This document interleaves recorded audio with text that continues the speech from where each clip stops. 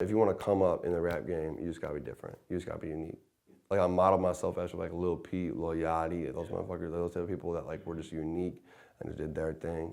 I'm going to keep like complete control. I'm not signing with anybody unless I can keep complete control of everything. I got my brand. Y'all saw where I brought it to. Like, let me do my thing, please.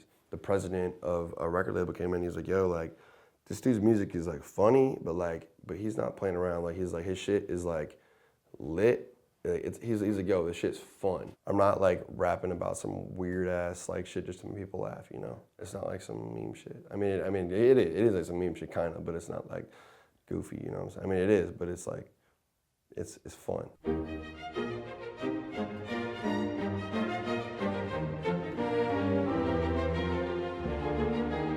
What's good, babe? Minnesota, Rochester, Minnesota. It's not a big town. It's close to Twin Cities. The biggest hospital like in the U.S. is there. I live like downtown right by it. So like everybody there is like a fucking nurse or a doctor or like a janitor at the fucking Mayo Clinic. It's cool as shit out there. Like people were kind of square there. Like me and my friends were the first kids to ever like be like doing weed, smoking weed and shit like that. Like in like 9th grade, like kids were like freaked out by that shit. I literally like lost friends when they were like, damn, he smoked weed in 9th grade. Like damn. But the town it's not the point where it's not like a suburb, it's like a city. I mean, it's not like it's all fucking just like square ass people. It's diverse and it's tight city, but I'm glad that I'm not spending my whole life there. Like outside of like school and shit, just like on YouTube, finding like good, like I was the fiend for like old school, like groovy ass shit. So I'd be like looking up fucking soul music and funk music and all that shit and like downloading it and just bopping it. Like I thought that was just like, I don't know why that shit was so fun to me, but I was just like a fiend for that shit.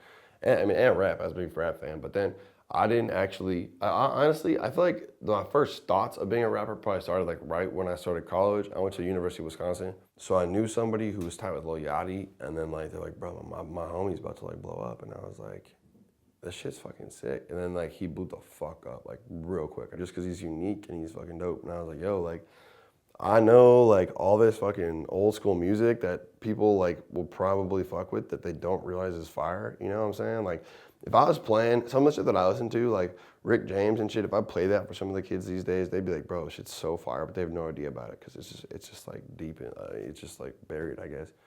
So I was like, yo, let me just like combine this shit with like some fun lyrics. I mean, I used to freestyle with friends and shit too, so I was always spitting like kind of fun lyrics. It wasn't like, it's not like serious shit, you know? So like I used to work at a summer camp and we were just like smoking, like freestyle about dumbass shit. I was like, yo, like, I might as well just like I had hella free time, like in college, that shit wasn't that hard. So I was like, fuck, let me just fucking like freestyle, I don't know, let me just fucking make some music. Started putting out, I didn't tell anybody. I didn't show my face either because I had a job I didn't want to lose. So making music at first was so sick. Like the SoundCloud come up was like the best part. Like, I mean, I was like growing.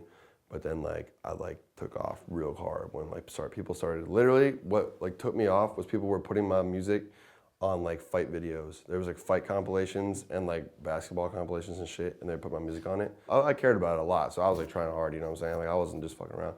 And I was putting that shit on like Spotify, iMusic, all that. Once that shit started happening, like it was getting bigger and bigger, like I just started getting like, I just saw my PayPal just going dummy. I was like, damn, like shit. So then I started working really hard. It's almost been a year since that happened. So this past July, I started getting calls from like Interscope and shit. People were like figuring out about me. And then I was like, damn, like we out here now finally. So then I was like flying out to labels and shit. And that was when it just got real. I think the reason why I kind of gained clout was because I was doing shit that like was different, you know? It was just like people were like chilling and like fucking doing the same routine as everybody else, trying to cook. I'm fucking baptizing girls on stage and fucking throwing cookbooks in the crowd, fucking signing toasters and throwing them at people type shit. Like it's hype, bro. Like, I don't know, it's different. Juicy J was like, when I was early high school and I was in like my super stoner days, I discovered Rubber Band Business 2. That was like my favorite mixtape when he was dropping like, if y'all know like Stoner's Night. If that song comes on at a party, and with my friends, we all will recite the whole song. Like literally everyone gets awkwarded out, like what's happening right now, because we're all singing this fucking song that nobody knows. Juicy J inspired me a lot because he's rapping about like shit he doesn't give a fuck about, but it was like happy, you know what I'm saying? It was like good vibes, like I fuck with like hard shit, you know, in certain situations. If I'm fucking like working out or some shit, I'll fuck with like some like scary shit, you know what I'm saying? Like some intense, like Craig Zane, I fuck with Craig Zane hard. Some of that shit I work out to.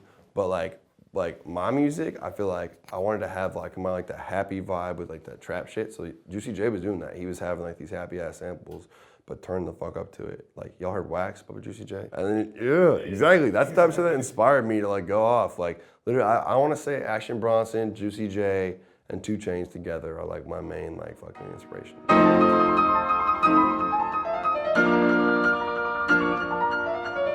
I don't want to go into the whole story because it's a long ass story, but I went to jail in Georgia on some stupid fuck shit, like these like fucked up like southern ass like hit cops put us in jail for a while, and then I got charged with a bunch of shit that I like didn't really do, and then I got on probation for it was like 18 months. It was like if you do 240 hours of community service, you're off. So I left Minnesota, I moved to Montana because my homie manages a thrift shop there. I knew he could probably finesse me some extra hours.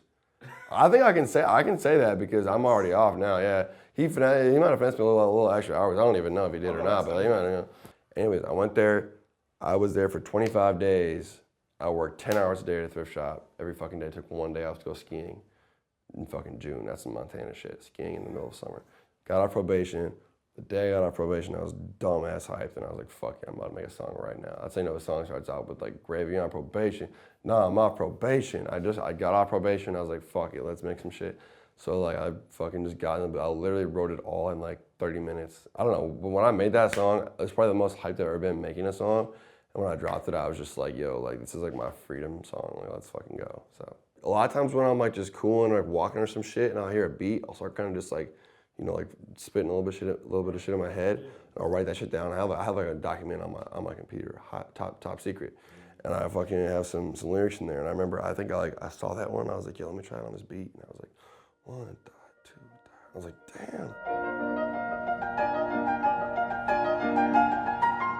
I do have an album on the way. Should I say the name? That bitch about to be called Snow Cougar. Yeah. Low key, it's called Snow Cougar because I was gonna try to drop it on Christmas, and then it took it this long to drop, bro. I mean, I didn't know how long it would take to drop shit like through a label, you know what I'm saying? So I was like, fuck it, whatever. So then it took that fucking long, and now here we are about to drop it May 4th, bro. 5 months later, but we out here. There's only one real sample on that, and the rest of it is samples that we replayed so that we wouldn't get sued and shit. So it's like we got legit motherfuckers like playing clarinets and shit and like making these beats. Fucking smooth ass motherfuckers, you know what I'm saying? Just gas.